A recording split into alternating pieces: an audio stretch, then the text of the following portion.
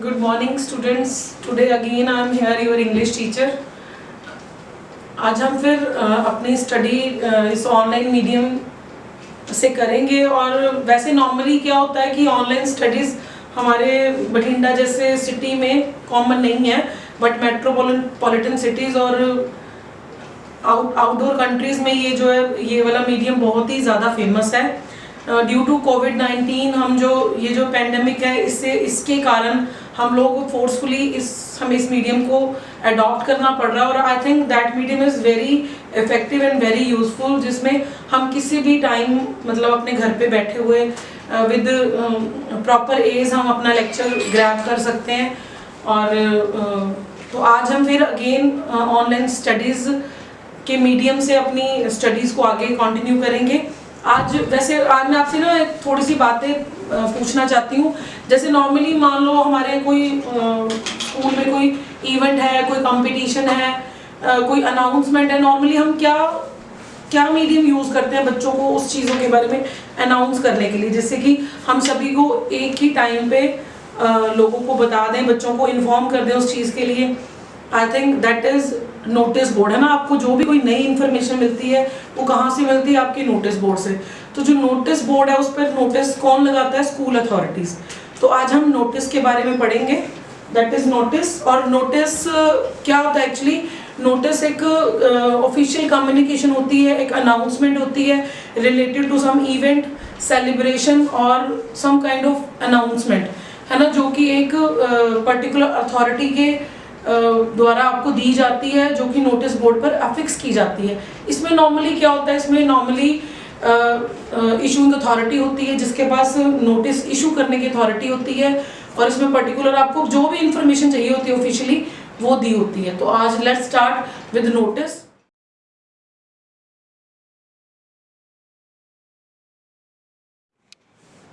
अब आपको नोटिस पता लग गया कि नोटिस क्या होता है। अब हम देखेंगे कि जब हम नोटिस लिखते हैं तो हमें कौन कौन से important points we should must keep in mind while writing a notice. सबसे पहला पॉइंट क्या है? Notice is always written in a box. जो नोटिस है, जो ऑफिशियल नोटिस होता है, कोई भी नोटिस होता है, वो हमेशा एक प्रॉपर बॉक्स में लिखे जाते हैं।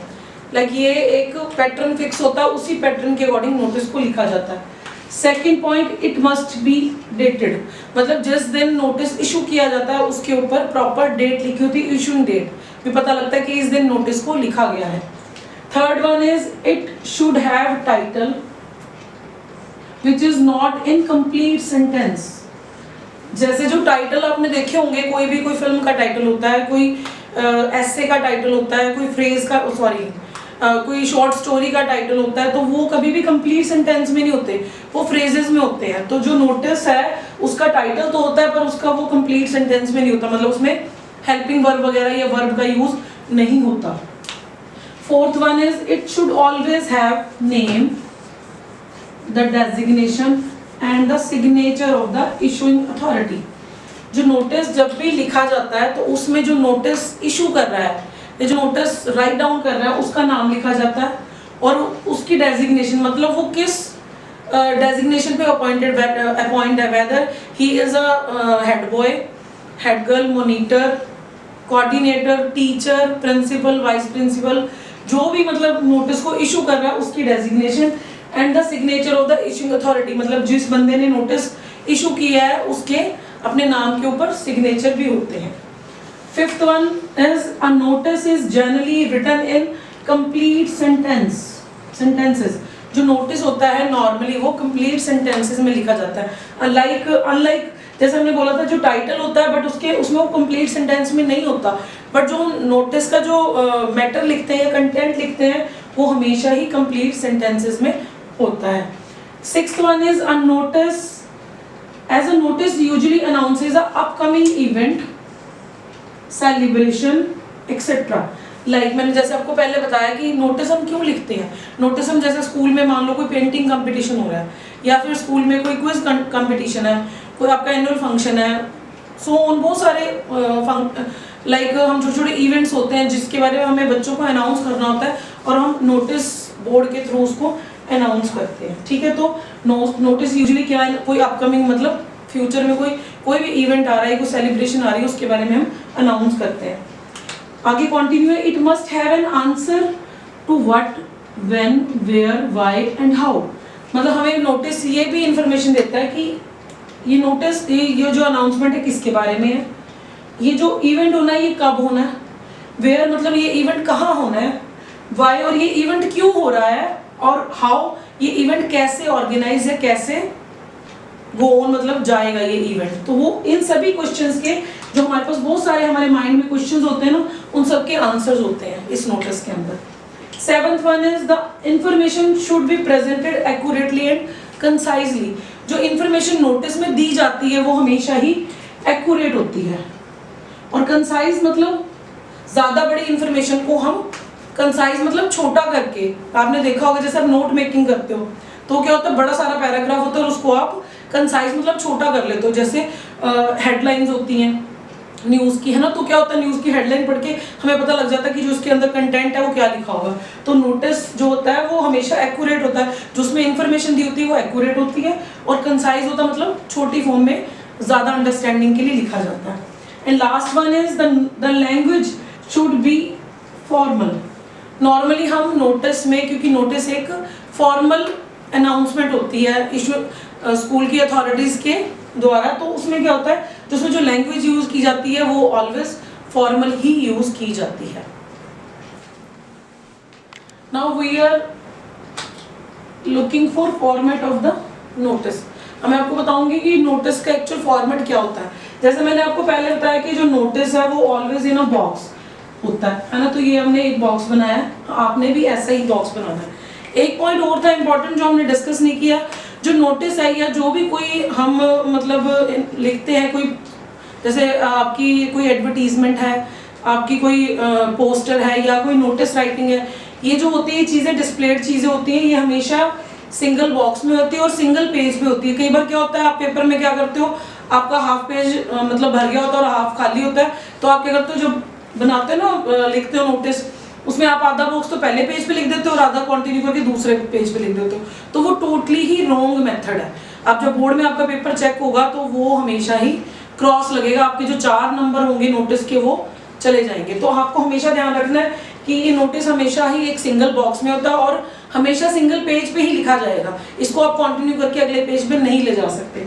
तो जब हम बात कर रहे थे नोटिस के पैटर्न के बारे में, तो ये एक बॉक्स में है। सबसे पहले हम ऊपर जो इंस्टीट्यूशन आपका नोटिस आपको इशू कर रहा है उसका नाम और एड्रेस आएगा। जैसे हम अपने लॉ ड्रामा स्कूल की बात करें, मान लो हमारे आगे कोई एनुअल फंक्शन आ रहा है, तो हम लोगों ने अनाउंस करना है बच्चों को, तो हम यहाँ पर क्या लिखेंगे, लॉ ड्रामा पब्लिक स्कूल कोमा बठिंडा, तो हमारे इंस्टीट्यूट का नाम आ गया। उसके बाद स्पेस छोड़ के हम लिखेंगे नोटिस। क्या लिखा जाएगा, नोटिस, कि ये क्या चीज़ है, नोटिस। उसके बाद फिर लाइन छोड़ के आएगा डेट, इशूइंग डेट। जैसे मान लो आज क्या डेट है, 20th, तो हम क्या लिखेंगे, 2020, ठीक है, डेट आ जाएगी। देन आ जाएगी हेडिंग। हेडिंग में क्या आएगा, हेडिंग में ये आएगा कि हम ये नोटिस किस बारे में इशू कर रहे हैं। जैसे कोई ट्रिप जा रही है ना, तो क्या लिखेंगे, ट्रिप जा रही है, हम लिख लो कोई क्विज कंपटीशन है या कोई क्विज कॉन्टेस्ट है, तो ये हम क्या लिखेंगे, क्विज कॉन्टेस्ट, ठीक है, हेडिंग आ जाएगा। उसके बाद आ जाएगा body of the notice, start होगा, फिर हम स्पेस छोड़ देंगे और फिर बॉडी ऑफ द नोटिस आएगा। ये जो बॉडी होती है नोटिस की, ये हमेशा 2 पैराग्राफ्स में लिखी जाती है। जो पैरा 1 होता है उसके अंदर इंफॉर्मेशन होती है अबाउट द इवेंट, भी जो इवेंट है वो क्या है, क्यों करवा रहे हैं, उसके बारे में लिखा जाता है।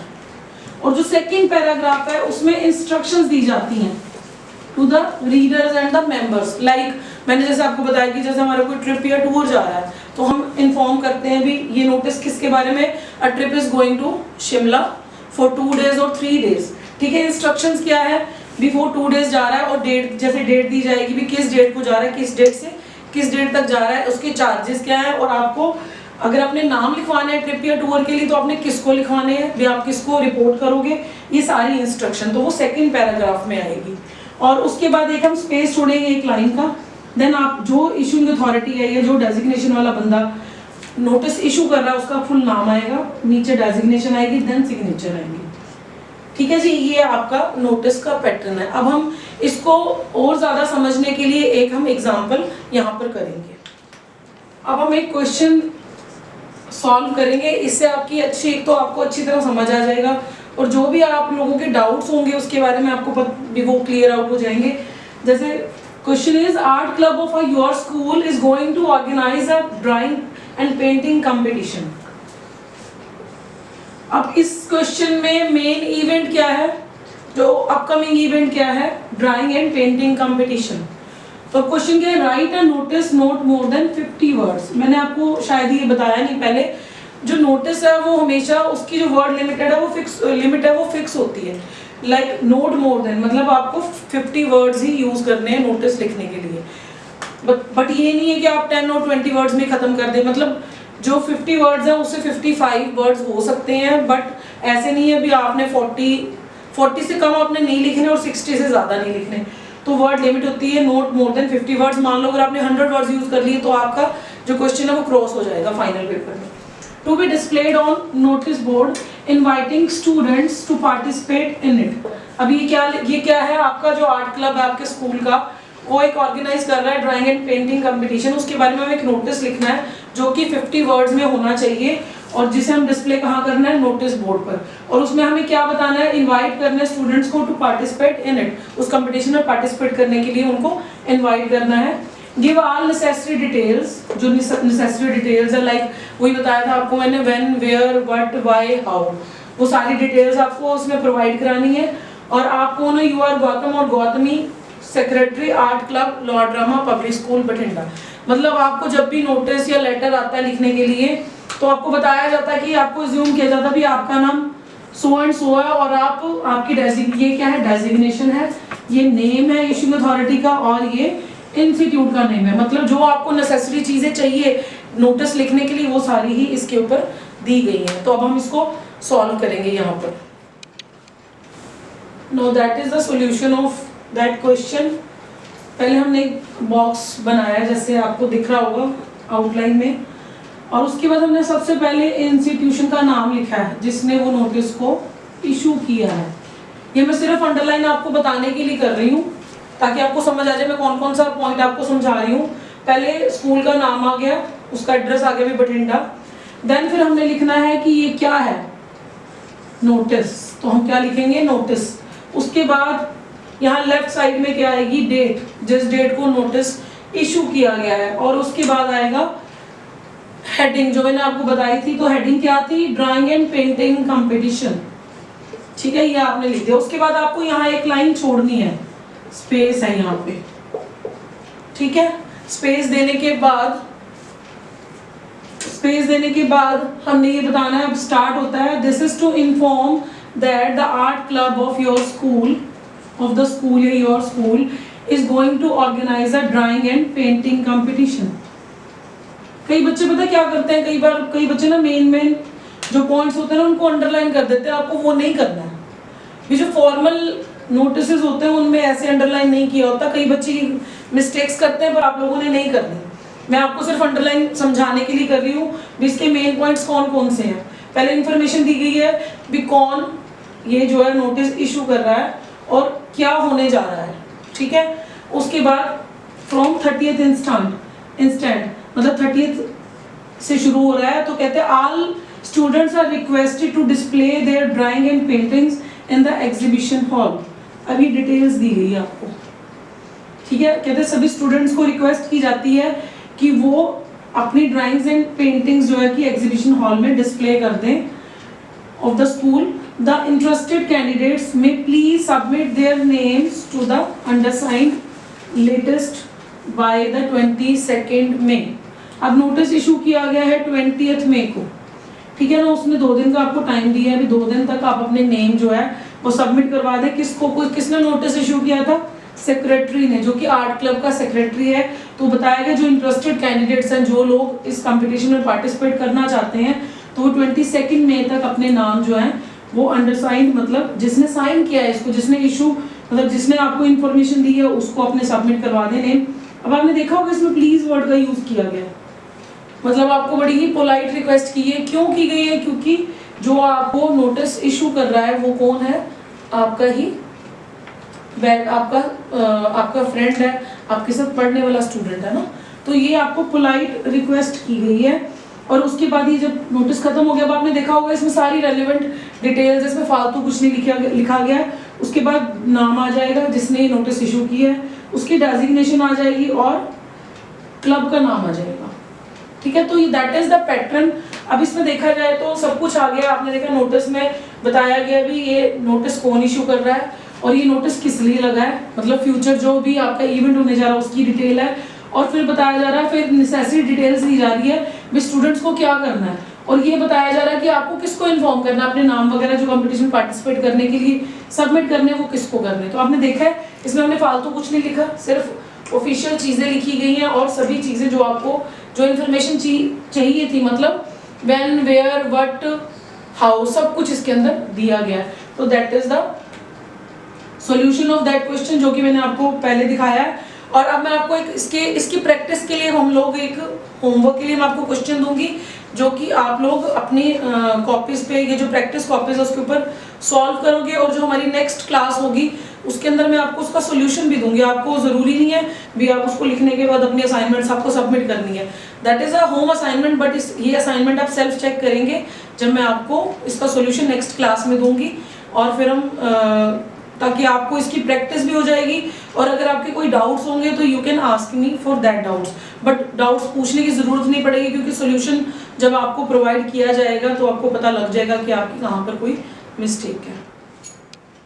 That is your assignment. आपको ये होम असाइनमेंट दिए मैंने प्रैक्टिस के लिए, तो आप इसको अपनी प्रैक्टिस, जैसे मैंने आपको पहले बताया था, प्रैक्टिस नोटबुक में लिखना है। तो क्वेश्चन मैं एक बार आपको डिफाइन कर देती हूँ ताकि आप सबको समझ आ जाए। समटाइम्स क्या होता है आप तब नहीं अच्छी तरह लिख पाते, आपको क्वेश्चन नहीं पता होता प्रॉपरली, आपको क्लियर नहीं होता भी आपको करना क्या है।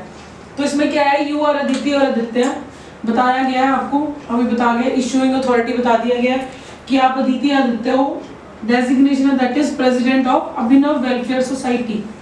अब आपको इंस्टीट्यूट का नाम भी पता लग गया, डेजिग्नेशन पता लग गई है और इशूइंग अथॉरिटी का नाम पता लग गया। ठीक है, अब आपको करना क्या है, write a notice to be put up on the society's notice board. जो सोसाइटी के नोटिस बोर्ड के लिए आपको एक नोटिस लिखना है जिसमें आपको क्या इनवाइट करना है, inviting the members to book a stall in the Diwali mela. मतलब इवेंट क्या, अपकमिंग इवेंट है दिवाली मेला, है ना। इसके बारे में आपको बताया गया कि एक आपको नोटिस लिखना है जो कि नोटिस बोर्ड पे लगाया जाएगा सोसाइटी के, जिसमें कि आप सोसाइटी के मेंबर्स को इनवाइट कर रहे हो स्टॉल्स बुक करने के लिए दिवाली मेला पे।